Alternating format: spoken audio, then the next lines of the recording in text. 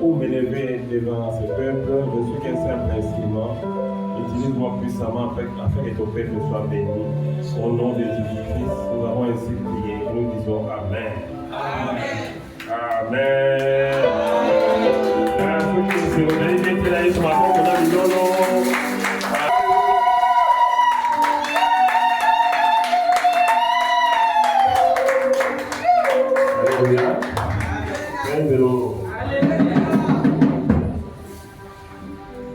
Nous allons lire le livre des Psaumes, chapitre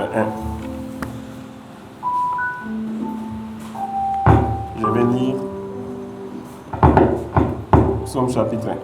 On va tout lire tous les versets. Heureux l'homme qui ne marche pas selon les conseils des méchants, qui ne s'arrête pas sous la voie des pécheurs, et qui ne s'assied pas en compagnie des moqueurs, mais qui trouve son plaisir dans la loi de l'Éternel, et qui la médite jour et nuit. Il est comme un arbre planté près d'un courant d'eau, qui donne son fruit en sa saison, et dont le feuillage ne flétrit point. Tout ce qu'il fait lui réussit. Il n'en est pas ainsi des méchants. Ils sont comme la paille que les vents dissipent. C'est pourquoi les méchants ne résistent pas au jour du jugement, ni les pécheurs dans l'assemblée des justes. Car l'Éternel connaît la voie des justes, et la voie des pécheurs mène à la ruine. Acclamez pour la parole de Dieu. Maintenant, à demander merci beaucoup, veuillez vous asseoir. Talent de quoi ça, vous voici. Nous allons aller dans ce pays comme on a eu, comme on a eu. Nous allons passer à lui, n'a pas besoin de comme on a eu.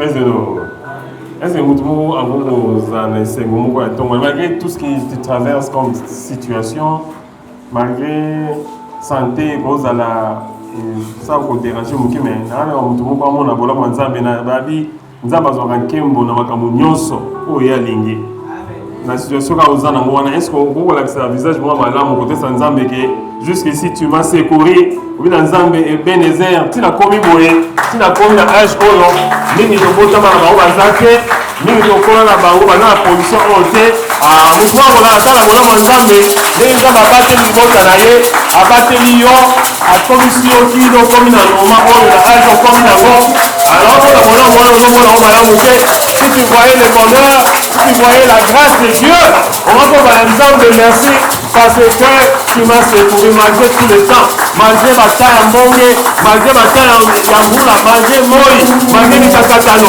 malgré badifike malgré bato batikinga malgré babwatisinga malgré babotonganga malgré banilinga lisusu te malgré motu azalakananga oyo azalaki lentili mpa na ngai atikinga babwatinga libanda na yo otikinga te orekiperenga obodisinga na ndako na yo otongelinga ndako na yo po ete mvula nyonso ekoya ekuta ngai na ngai kobatama ese mutu bomona ntongo ya lelo akomona bolamu ya nzambe pema ya kopema oyo ezali ntongo nzambe apesaka le temps que nous avons besoin de nous c'est un temps le soleil qui sort le matin le soleil qui se lève le matin c'est un temps nakomona mutu bomona nzambe asali bolamu ebele mais akomona ngo te ese tu peux expérimenter la bonté de Dieu ce matin tu peux pousser des cris de joie pour dire à Dieu na pesi merci na pesi yo na pamboli yo nyonso mpona yo. Praise the Lord. C'est bien comme ça pour rendre des actions de grâce à Dieu. C'est ce que Dieu cherche tellement. Ma vie, ce sont de vrais adorateurs que le Père recherche. des vrais adorateurs. Bato bazaka batika makamuna bango mo batiki na ndako habité na yena na présence ensemble. Quand tu as un élastique à courir, mais notamment aux appels d'un d'accord pas mais oh non, je me concentre un peu à ces dieux. Au tel on a appelé ça, on m'a pas molovité. Oh les amis, on source appelle ça à l'équipe. Est-ce que tout le monde a tombé à l'élo? À ce moment-là, nous avons l'équipe, il y a ça d'abord. Nous avons appelé ça. Il est la source de toute bénédiction. Il est la source de tout bonheur. Il est appelé ça à Kina. Il est appelé ça à abattre la Kamboka. Parce que il y a pas de vie pour passer. On nous rencontre la Kamboka et la femme. Baliso yé abenga pambolité bipopo lé usaka tanzame et c'est suivant d'avoir aucun chagrin. Baliso la bénédiction de l'Éternel qui enrichit et ne se fait suivre d'aucun chagrin. Président, excusez-moi. Président, si tu as le temps de bénir le Seigneur, il faut le faire. Parce que souvent, on ne doit pas me lancer à commencer à la monter. Président. Nous avons qui se passe au ministère comme ministre. Président. Nous sommes là pour ça, tambour, après on court sans ça, mais ma courrier pour tambour. Nous sommes là pour mon tambour, nous sommes comme mon atteint. Président. Nous sommes là pour les amis, moi les atteint. Un petit va bien rouler. Nous sommes à des années. Il y a un autre, mais moi, je suis un moi, je suis un ah, nous avons un sanatoire, nous avons un pico là. Alors, on a un assassin. Alors, nous avons là le fait des années. Là, on a un mouvement pour la tombe à l'élo. Pourquoi on a naillé? Et ça, la reconnaissance, la femme de Moyo. Ma vie, je lève les yeux vers les montagnes. Tout ne viendra de ce tour. Non. Le secours me viendra de l'Éternel qui a créé les cieux et la terre. Ce matin, nous avons un homme de Amoura Madoré. Ce matin, nous avons un homme de Amoura Madoré. Il y a du monde qui s'en va à Madoré.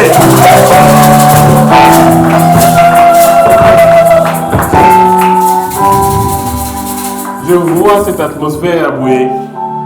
C'est une atmosphère, il y a des pambolés. Naona mtu moko akokatisa suki moko oyo na katisa te waliza kwa bali so bako tresser mtu moko suki moko on a la tresser été non moi je parle pas de ce que nous voyons je parle de la chose spirituelle on voit que la main moko on a saké quand on voit ta dinama souvent ya bosimboé on va dans ton là naona mtu moko ça va être la provision là sur le plan spirituel et cette provision là entre l'enseignement il y a une bénédiction il y a une lumière qui entre dans la vie de quelqu'un ce matin. Il y a quelqu'un que Dieu est en train de lever.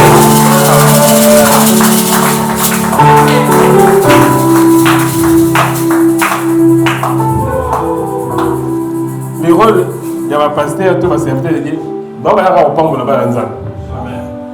Si on a mon pays danger, on a mis Keba. Tout concourt au bien de ce qui aime Dieu. Mais moi, ce que je vois ce matin, je suis en train de voir quelqu'un que Dieu est en train de rénover. Je suis en train de voir quelqu'un qui était tombé, mais Dieu le prend là où il était. Et avant de soigner, à téléviser, à téléviser pas marquer. Parce que là, qui tu vois, il faut que le comprendre. Et là, qui tu vois, vous savez, il faut aller. Vous avez tout à l'heure, vous avez raté. Alors qu'on parle, on se veut le battre. Dieu a arrangé une chaise pour quelqu'un qui va aller t'asseoir quelque part. Là où les gens s'assoient, là où lui ira s'asseoir. Si je fais à ta place, dans ma position, quand je vois la guise, ma goodness, la tombe de l'eau, je vois ça dans mon monde là.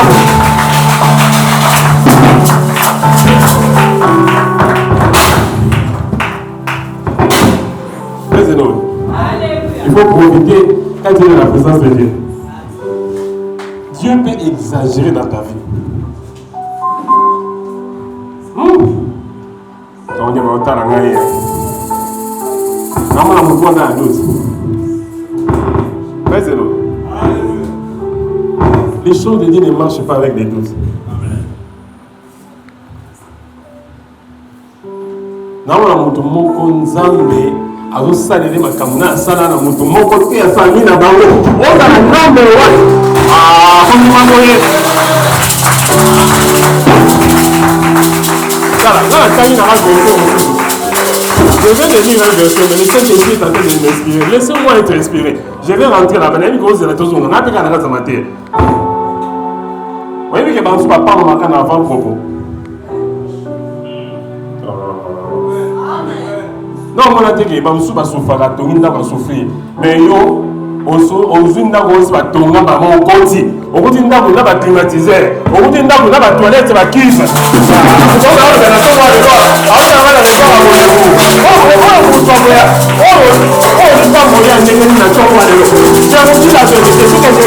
je n'ai pas préparé ça, c'est ce que l'esprit me dit. Oh, la classe na yo, azan na classe yi, on est quand on est dans la mobilité. Yo, ça fait ça au valeur. A tout le monde comme on a eu, a y a tout le sait, pour vous que nous on a eu. On a eu dans les sous pour on passe ça là qui. Parce que moi les gens justifiés. Parce que moi les gens ça va pas pour nous tout monde. On se fait pas tomber à derrière. On se fait pas tomber à derrière.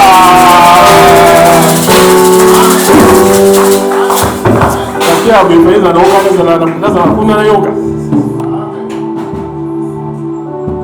Praise the Lord. Eh bato suba ba passer ba maka oui. Eh ngala ba la saso na te. Ngala ba maka mona mona. Ngala ba maka mona zolo. Tandis ce que l'œil n'a pas vu. Ce que l'oreille n'a point entendu. C'est ce que l'Éternel va accomplir. Maintenant, on va descendre un peu sur terre. Praise the Lord. Il y a des colos qui t'ont manqué. Il y a un petit dérangement là. Non. Ok.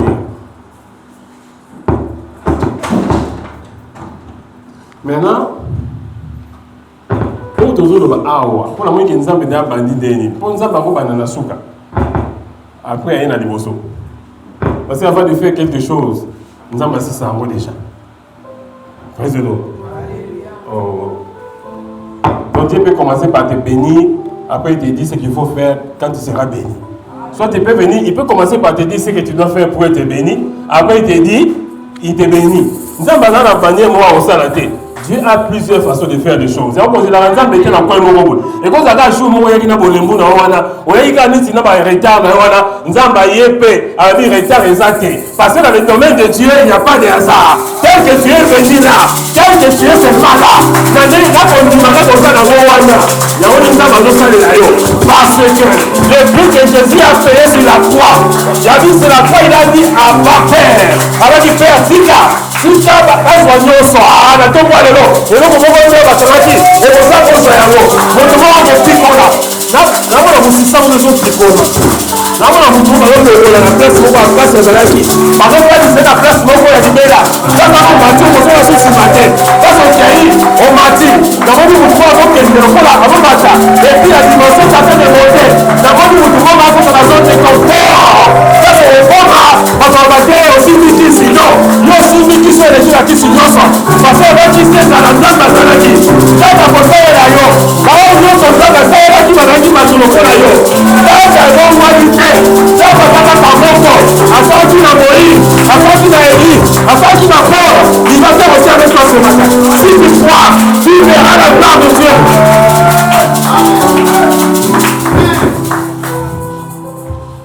Après c'est comme aussi là. Praise the Lord. C'est Dieu qui fait des choses comme ça.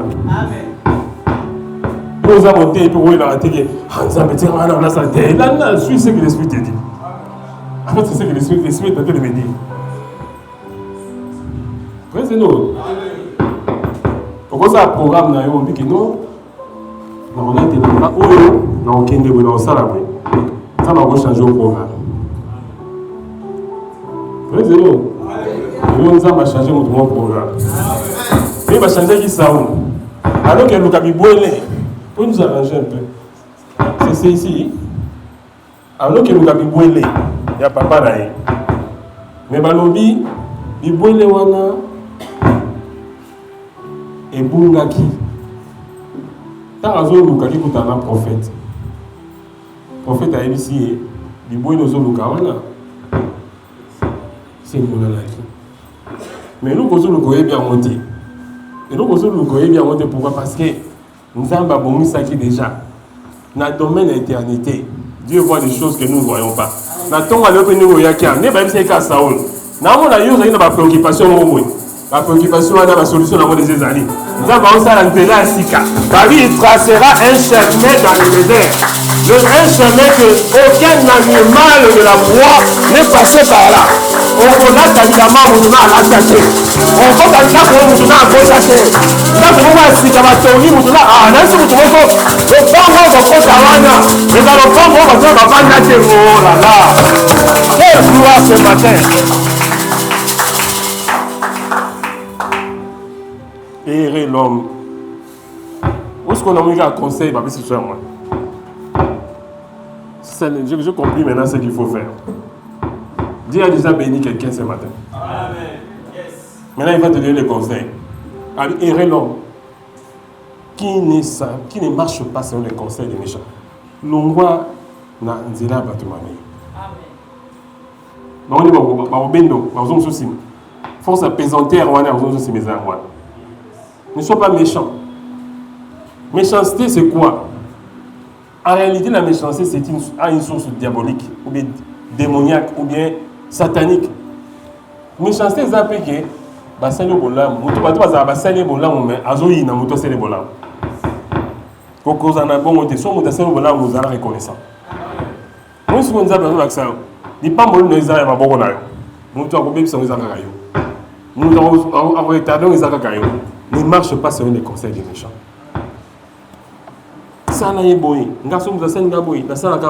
Est-ce qu'on peut pas célébrer cet amour qui est Jésus?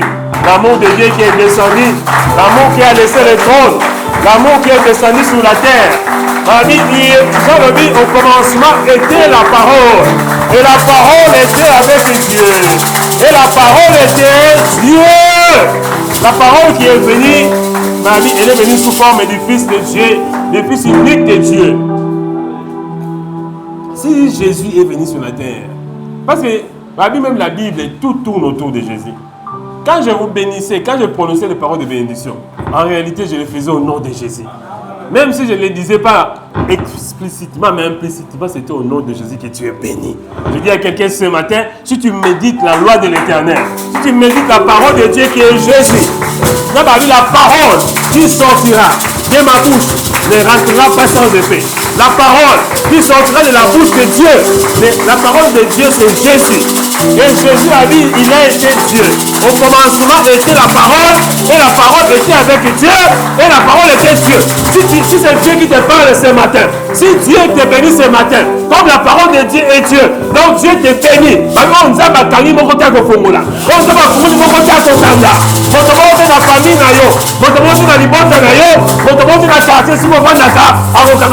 na yo, il faut croire. Dieu va faire des choses. Il va faire encore ce qu'il a fait hier. Il est capable de bien le faire aujourd'hui. Et ce qu'il a fait aujourd'hui, il peut encore mieux le faire demain. Là ici, quand tout le monde attend à l'élan, attache-toi à l'Éternel. Quel culte. Praise the Lord. Là, on a tout le monde à continuer. Saison à gloire. Amen.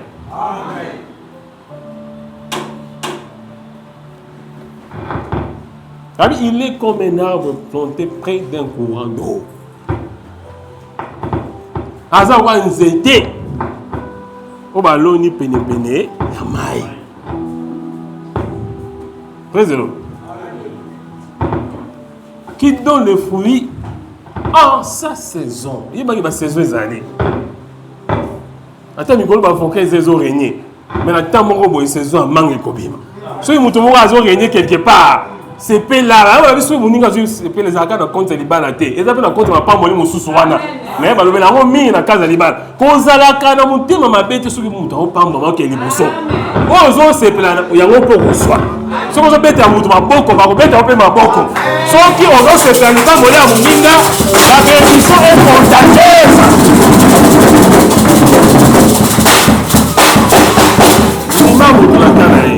Que frère on nzamba pamboni obanga nzambe foti et ça le note ata na famille mon nzamba sel mutombo na mulaki non nzamba a se manifester kati na on va raso mutema ne funga mini moment li pamboli on ne ya pas na yo Mais est-ce que c'est le diable fait? Moi, la tonne, ça va mettre un bateau dans le thème, il y a un la yakotonga, so mutazui, mutatombami. Maintenant, le Kenya, non, talaboy, non, yoko zanaka, ça va être. Ils sont comme un arbre planté près d'un courant d'eau. Au produit, bah, fruit dans la saison, na yo. C'est-à-dire quoi? Tu es un arbre. On te compare à un arbre ici. Il faut. Un arbre a besoin d'être arrosé. Si nous étions payés dans maï d'ailleurs, en tant que tu vas voir qu'il y a un maï, il y a un moment où il s'est fait et il va y avoir un et c'est comme maï est allé. Oh maï, babi est sonné maï à Komena. Babi est sonné lipa à Kolia. Babi est la source d'eau vive intarissable. Si tu t'attaches à la parole de Dieu qui est Jésus, si tu t'attaches à Dieu, Makamunayo, attache ce qui boutte Wumeli. Tongo, Ikotana. Amen, olobi wana ekokokisa makaka na bomoi na yo ndenge olobi wana ndenge kozobeta maboko wana ndenge ozondima wana ezosala bila yo.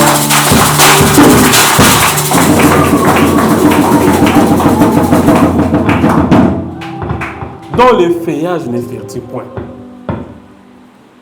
onosala makambo ene olosimba okobanda malembe kaka na kinkita wana ndi babenga yango na ndenge ya bien pena kaka nde obandi kinkita no wana mosala wana obandi wana kaka na ndenge ata mosala moko eyeli eza bapesi oyo pose moko ase ekoboya te préselo banda kaka place wana place mpe ozosala eloko moko bato bazotiola yo kaka esika bato bazotiola yo wana kaka esika wana ye nzambe akotombola yo. Praise the Lord.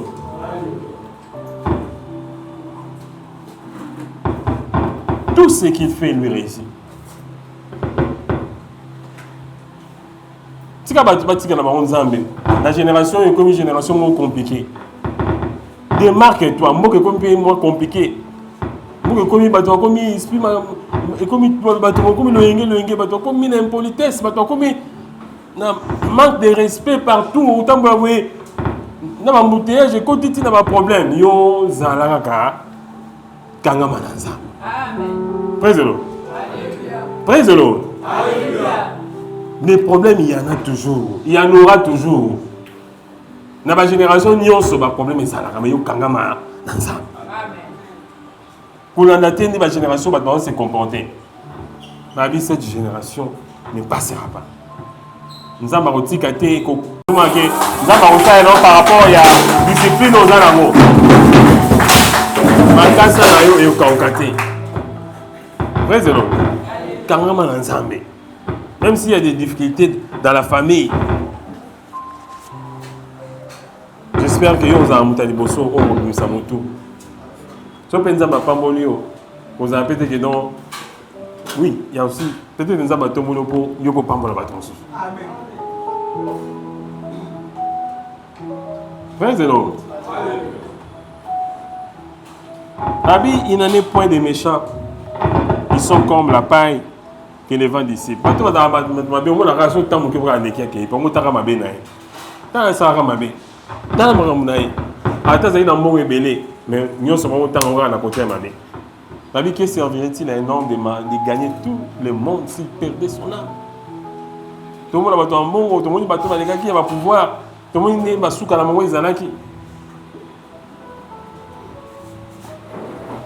Tout le monde bon, bien sûr, tu dois avoir un bon azate, mais ce n'est pas ça la priorité de toutes choses.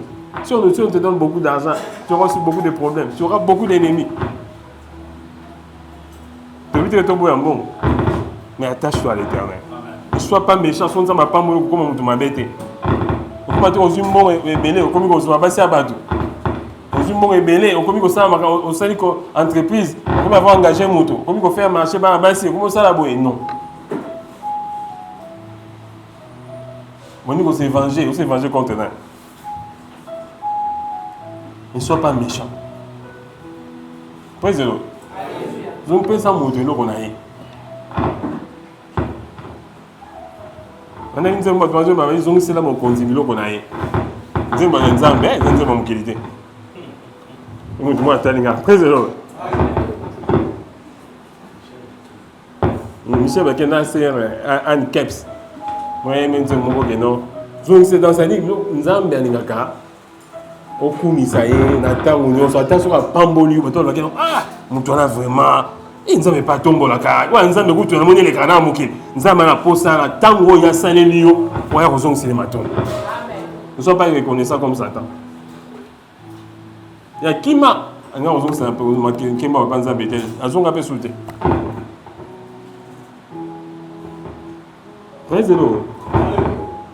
Évitez de suivre la voie des méchants. Dans le but, ils disparaissent comme la paille du vent. Donc, on peut payer mes mieux à l'eau au moins qu'il y a. Tu vas tomber l'eau comme mes mieux qui est ici. Oui, tu vas mettre à solo. Avant de la place à l'eau, le pain qui est dans le boulot. Ici, la péninsule, ils sont ici. Tu vas après la prison, ils sont ici dans la terre, ici. Une histoire de triste mémoire. Donc, comme il tristement célèbre. Maintenant, comme il s'en attend, on va dire ah! Mais c'est ici là déjà. Oui, c'est l'autre. Autant comment vous doutez, mais bon. Vous avez une image dans mon tour, vous avez qu'à régner à jupe, mais vous avez ce qui est bien boy. Au sein de nos politiques, vous avez un bon rebelle. Ok, il y a un autre. Nous sommes dans les politiques, nous sommes condamnés, nous sommes ça va servir à quoi? Vous l'autre? Pour ça, ma bête. Vous la voix des méchants, la voix comme ça, ma bête. Carrément ça. Vous yo, nous tournons comme les gars, mais yo comme non parce que nous sommes pas bon là. Aujourd'hui, ça, ça peut pas me dire que 4 ans, ça fait zongé là. Ah, il peut pas tout le monde qui dit comme boy. Nous plus que temps au tombe. Président, nous quand on m'a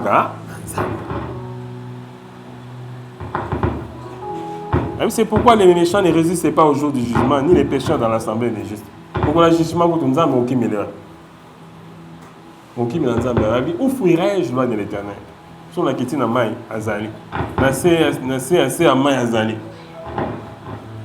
Place union sont les appelés pour un zan. Attends, nous l'île, nous avons mon nom. Président.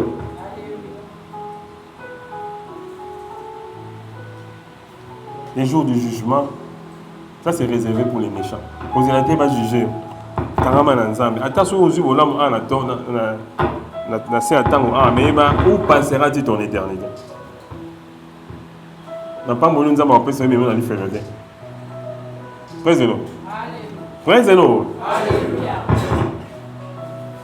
Car l'Éternel connaît la voie des justes et la voie des pécheurs mène à la vie. Ce matin, nous avons pour ça. Vous savez qui je suis venu, je n'ai perdu aucun, sauf les fils de la perdition. Ils Satan. Nous avons battu au Hollandais. Président. Se démarquer. Il n'est pas bon de je suis convaincu. Et quand nous avons commencé la prédication, quelqu'un a été béni. Et nous avons reconduit pour que cette bénédiction a conservé à vous.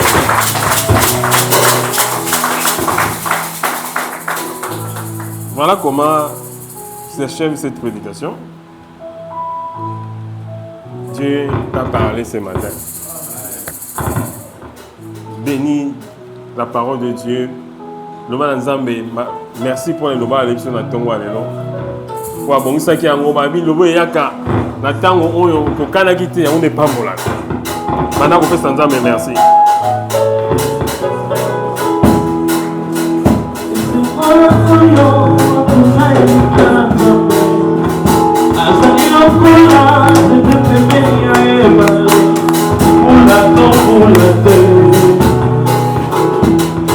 Aku kiko kaugate, aku sangate rote. Ese corazón yo, aku teikana. Abaniyo kula, teteme male, ulato. Aku kiko kaugate. Mosa a ero, mawana oyo.